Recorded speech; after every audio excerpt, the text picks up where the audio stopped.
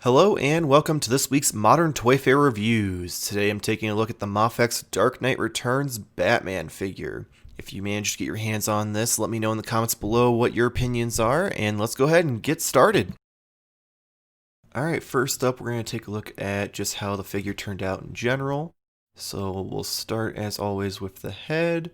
As you can see, we've got some wrinkling in there for his scowl on his mask and down through his nose. Got that big broad chin that we know of from the Dark Knight Returns Batman. You've got the mold for his cheekbone, his ear. The rest of the mask is pretty smooth overall though. And then you do have this kind of molded on piece to keep the cape in place and kind of make it so it always has that consistent look, which is kind of cool. The bat emblem on his chest does have a little bit of a texture with kind of some lines going through it, which is a nice little thing to make it stand out. My favorite part though is just these wrinkles all throughout the mold. Like, they did a fantastic job, even here on the arms. Like, it looks like it's fabric, even though it's clearly plastic. But they just did an absolutely amazing job. It even goes down, like, through, like, the underoos and his legs, even down, like, his boots have a little bit of a wrinkle at the ankle. Gloves, they're a little more subtle, but yeah, absolutely love the sculpting on this. And then you do have his belt with all the pouches, and they made sure to kind of make it so each one looks kind of individual so it doesn't look like a bunch of reuse, which is nice. And then there's the cape. So I have mixed feelings about the cape. Like, I like the way it looks when it's like in dynamic poses, but this like pleated look just it gets very bunched up and kind of takes away from it. Almost looks like he has a cape backpack in some cases, but again, the wire, like, you get it in some poses, and it looks okay. If not amazing, especially like if you've got him like in a jumping pose or something like that. But yeah, it's very much so kind of a love-hate relationship with the cape. Next up, we've got articulation. So we're gonna start with the head. Does turn left and right, but it is hindered by the plastic piece for his cape, and then tilts all the way right, all the way left, and then pretty far back. He does have that neck joint that helps a little bit, not a lot forward though, again because of that plastic neck piece. For the arm, gets 90 degrees out. He does have this really nice butterfly joint. Like, this thing gets some range all the way back there. It looks fantastic. Bicep swivel. We do have the double jointed elbows. We've got the wrist peg, which goes all the way back and forward. And then, of course, twists 360 degrees.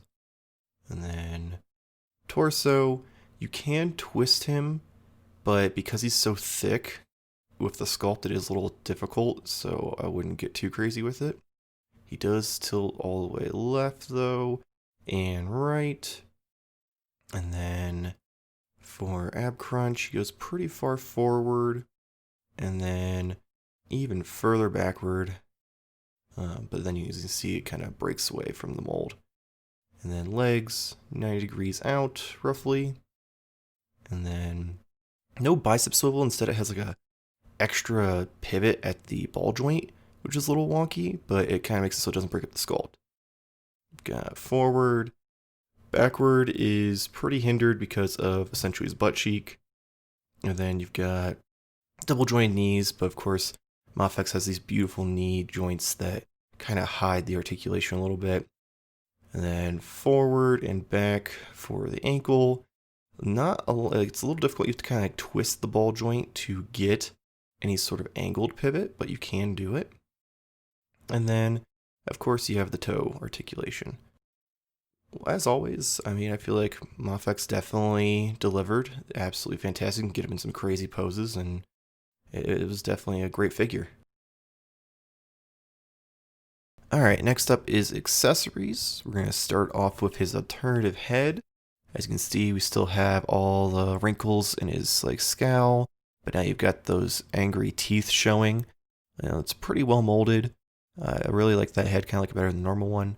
We do have this hand that has like a little bit of an opening for like gripping. I'm assuming it's to hold the cape because he doesn't have any accessories but small enough to really fit into that gap. And then we do have this flat fingers out hand, which has to be solely so you can do the pose from the cover of Dark Knight Returns #1. That's the only reason I can imagine to use this hand. And then we do have a more open, like reaching and grasping hand, like he's trying to reach out for like a rooftop or for a bad guy. And then we have this other fist that the fingers are kind of spread apart, and you've got a little gap where he can hold things with his thumb. And that one is so that way you can do this with the batarangs, and it looks absolutely fantastic. But that's actually going to lead into the next accessory, which is the batarang. And these little guys are super tiny. You get 8 of them. They look like they came straight out of the comic book, so be very careful, don't lose them. And then the last thing we have is the stand. The posable arm. It does support his weight. I will say if for any reason yours is loose, it's real easy. You've got a little screw here. Just tighten it up a little bit, but not enough that it won't budge. Alright, last thing we're going to take a look at is the box. So I really like how this turned out with this kind of just matte black. And then you've got the Dark Knight Returns logo, the Mafex logo. You've got a picture of the figure. Back behind the plastic, you can see there's a picture of him from the books themselves with that Frank Miller artwork. On the side, you do have the Dark Knight Returns logo again, the figure, kind of all that stuff there. And then on the back, there are some images of the figure in different poses and some of the accessories it comes with. Got some logos on there. And then on top, you have Dark Knight Returns in that same font. And on the bottom, you have the please don't put this in your mouth warnings in Japanese. So overall, I really like how this turned out. I can't wait to see how they do the rest of the boxes for the series.